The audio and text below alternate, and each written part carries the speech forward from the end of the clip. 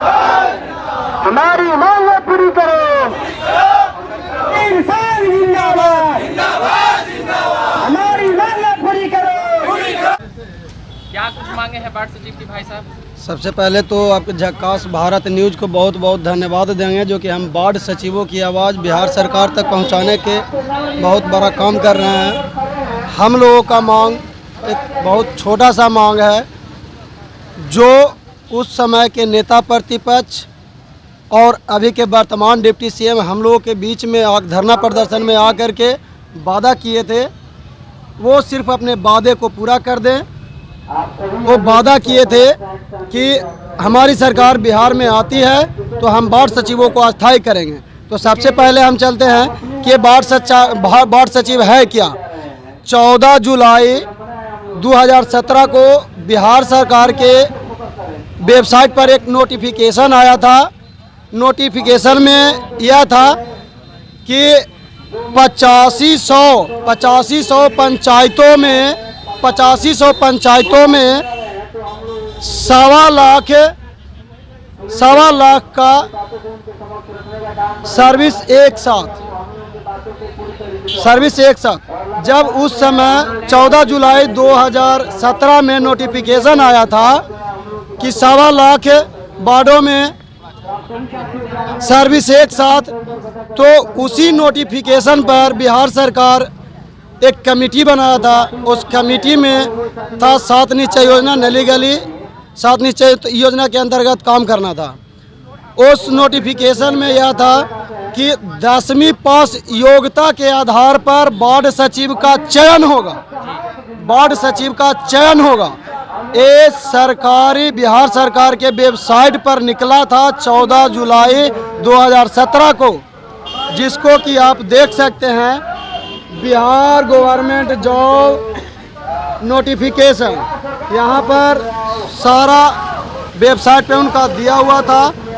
तो उसी तरह से सभी जगह बाढ़ में, पूरे बिहार के बाढ़ में बाढ़ सभा लगा था। बाढ़ सभा लगा करके पर्यवेक्षक आए थे, जिसमें पंचायत सचिव थे, पंचायत सचिव मुखिया थे, बाढ़ सदस्य थे, जिला से भी पर्यवेक्षक गए थे और बाढ़ सभा लगा करके बाढ़ सचिव का चयन हुआ था। उसके बाद बाढ़ सदस्य के साथ ज्वाइंट अकाउंट खुला। ज्वाइंट अकाउंट खुलने के बाद जो भी बाढ़ों में 7 निश्चय योजना के अंतर्गत काम हुआ, उसका लेखा जोखा बाढ़ सचिव को रखना था और बाढ़ में अपने ईमानदारी पूर्वक काम करना था। तो हम लोगों ने ईमानदारी पूर्वक काम किया, 7 निश्चय योजना को धरातल पे उतारने का काम किया। लेकिन हम लोगों के साथ बहुत बड़ा छल किया गया। उस समय के पंचायती राज मंत्री माननीय कपिल देव कामा जी ने आश्वासन दिया था कि बाढ़ सचिव को ही बाढ़ में अनुरक्षक रहना है और बाढ़ सचिव को, बाढ़ अनुरक्षक को मानदेय भत्ता के देने पर विचार चल रहा है। तो उस समय कोरोना काल के समय में माननीय कपिल देव कामा जी का स्वर्गवास हो गया। उसके बाद रेणु देवी जी उप मुख्यमंत्री बने। उन्होंने भी हम लोगों के साथ आश्वासन दिया कि आप लोगों का पूरा डॉक्यूमेंट्स हम लोग तैयार कर लिए हैं, सिर्फ नोटिफिकेशन देना है, जो कि आप लोग के मानदेय पर पूरा काम चल रहा है। तो फिर उस समय पंचायती राज मंत्री बने सम्राट चौधरी जी एमएलसी के वोट के चक्कर में बाढ़ सचिवों के साथ आत्मघाती विश्वासघात किए।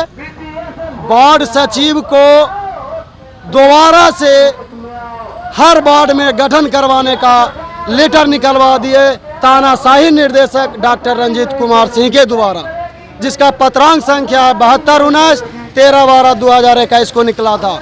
उस लेटर में स्पष्ट दर्शा दिया गया कि WIMC के साथ साथ बाढ़ सचिवों को भी गठन करना है, जबकि आप लोगों को हटा दिया गया है। हाँ, हम उस नोटिफिकेशन, नया वार्ड सचिव चुन लिया गया। ये जो पत्रांक संख्या है 7219, यही पत्रांक संख्या निकला, इसी के आधार पर हम लोगों को हटा दिया गया और पूरे बिहार में दोबारा से WIMC के गठन हुआ।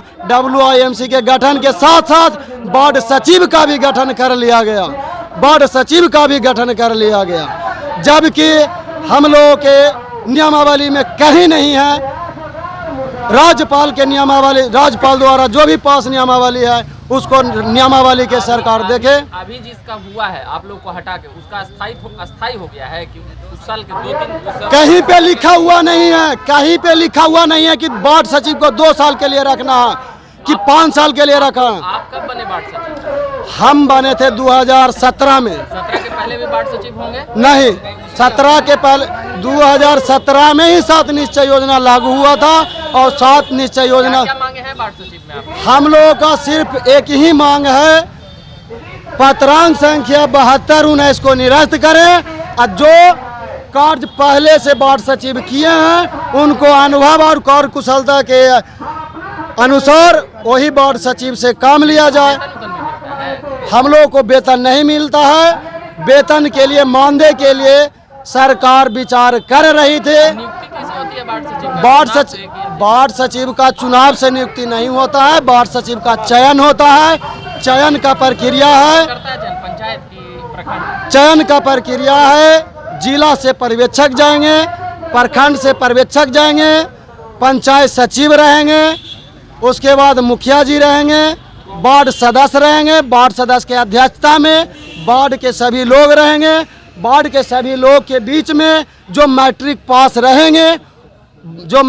रहेंगे उनको देखा जाता है और उनको सब मिल के चयन किया जाता है और वही चयन पर उनसे मैट्रिक का प्रमाण मांगा जाता है और वो प्रमाण के हिसाब से देख करके सब सेटिस्फाइड हो जाते हैं तो फिर वार्ड सदस्य के साथ वार्ड सचिव का ज्वाइंट खाता खुलता है, उसी पर पूरा काम होता है। हम बता दीजिएगा। मेरा नाम मोनू।